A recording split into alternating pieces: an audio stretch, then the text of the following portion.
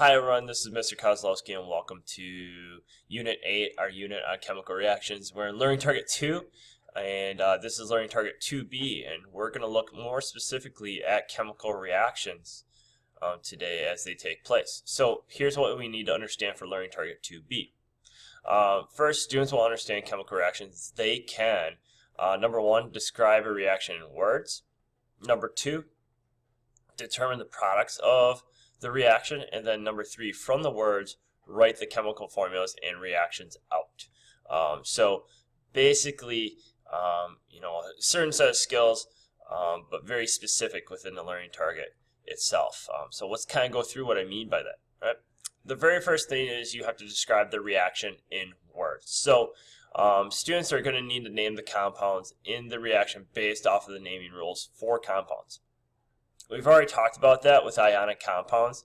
The first positive ion is always listed first in the compound name. The second ion, negative, which is negative, is always listed second in the name. And then you add the word IDE. If it's polyatomic, obviously you have to use the naming rules for polyatomic ions as well.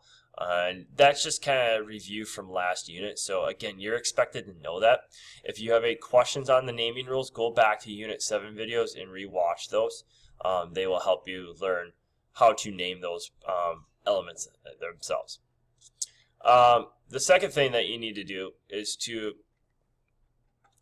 identify the type of reaction that we're dealing with.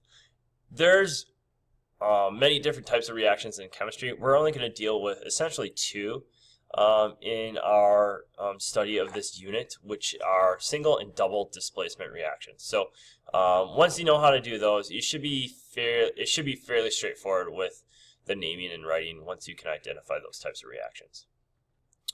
So the reactions that we have, or reaction types that we have, are called single versus double displacement. And these are the only two types of reactions that I'll be discussing in class. And you really only have to know how they work in terms of the types of elements and compounds that are interacting to cause these reactions. So basically, if we look at the word displacement, displacement means to remove or to displace something, basically move something out of the way. So in a single displacement reaction, you're going to have one element that's going to cause another element to be removed from its bond within the compound. So in this case, we have a reaction of zinc plus hydrogen sulfide here. And basically what zinc is alone, or a single element that is going to displace the other positive ion, in this case hydrogen, away from its bond. So what we're left with in the reaction when they do chemically react, hydrogen now is alone, the single, and then zinc combines with sulfur in its respective ratios due to its ionic charge. So again, single displacement, you're only going to have one element that displaces another. In double displacement, it's just like how it sounds. You have two compounds, both with positive ions, and the positive ions are going to essentially displace each other as well. So in this case, we have silver nitrate and sodium chloride. Well, they're both basically going to switch in the reaction, and then you're left with silver chloride and sodium nitrate. So again, basically you're going to have those compounds displace one another. If it's double, there's two. If it's single, there's one. So to describe this, we use kind of an analogy called the Danzig partners analogy. And if we look at single displacement, basically let's say these people are at a dance, right? Prom was just occurred last weekend, so if you think about, let's say this guy, let's say his name is Joe, okay, is going to displace this guy,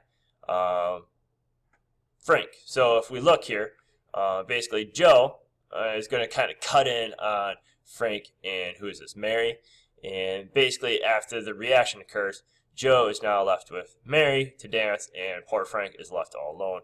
That's a single displacement reaction.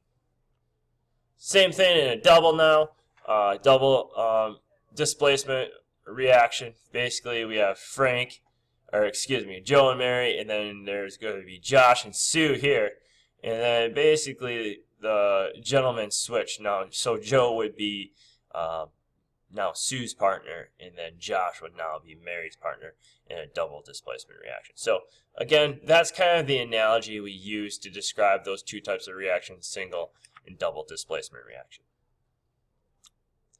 The other type of skill, again, is you describing the reaction in words. So again, what you're going to be given here, if you look here, we have the reactants of a chemical reaction, and we don't have the products. So what you're going to have to do is from this, you're going to have to describe not only what the reactants names are, but also what the products names are as well. So the reactants right here, naming them, it should be fairly simple. Silver nitrate plus copper sulfate. Well, we know that we have two positive ions in this case, both bonded to negative ions. And essentially, what we're going to have is a double displacement reaction. So part of that describing in words is whether or not you can identify single versus double displacement. Since it's double, we know that both positive ions are going to switch their partners, and the products then would be left to this formula. We'd have silver sulfate plus copper nitrate, these formulas. Now, I just said those in words. Well, that's basically what you have to do is write those down. So we have silver sulfate plus copper nitrate. Again, you'd have to write out the formulas to describe those formulas in words. That's the second part. So again, that's kind of the whole part of the process here is describing these not reactions in words, but also writing them out in formulas as well.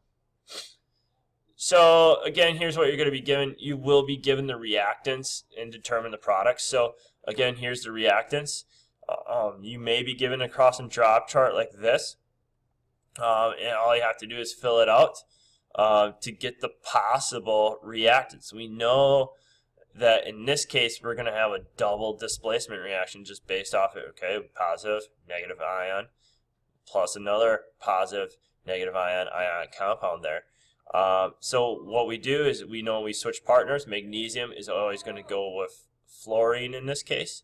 So you're left with basically magnesium fluoride in this chemical formula. And then we know that lithium is the positive ion. We list that first. Nitrogen is the negative ion. That's lithium nitride. And here's the chemical formula. So again, given the reactants, determine the products. That's kind of the whole process as well. Most of the time, I will give you the cross and drop chart formula, but also there will be some times where I say, all right, here's the reactants, write it out. Okay, so be prepared for that moving forward. Finally, from the words, write the formulas and the reactions themselves. So I might just give you all the words, and you just have to write out the whole formulas. So given the sentence, write the formulas and reactions. You must use the charges to determine the reactant and product formulas. So here, I give you this description. Aluminum bromide plus potassium sulfate react to form potassium bromide and aluminum sulfate. So basically, here are the reactants. You should be able to identify those from the sentence. Basically, I will tell you, these two react. To form, well, that's a product. That's the end result. So that should be pretty straightforward. Potassium bromide right here, aluminum sulfate right here. You should be able to write out those formulas based off your knowledge of also Unit 7, but also from this unit as well. Okay. So to review, students will, again, describe the chemical reaction in words. They will also determine products of the chemical reaction. And then from words, they will write formulas and reactions using ionic charges of atoms and polyatomic ions. We will get plenty of practice on this because it is an acquired skill. And like I said, Learning Target 2 is kind of the bulk of our unit. You must be able to write these reactions out in order to be successful in Learning Target 2B. So please let me know if you have any questions, and I'll see you guys in class. Thanks.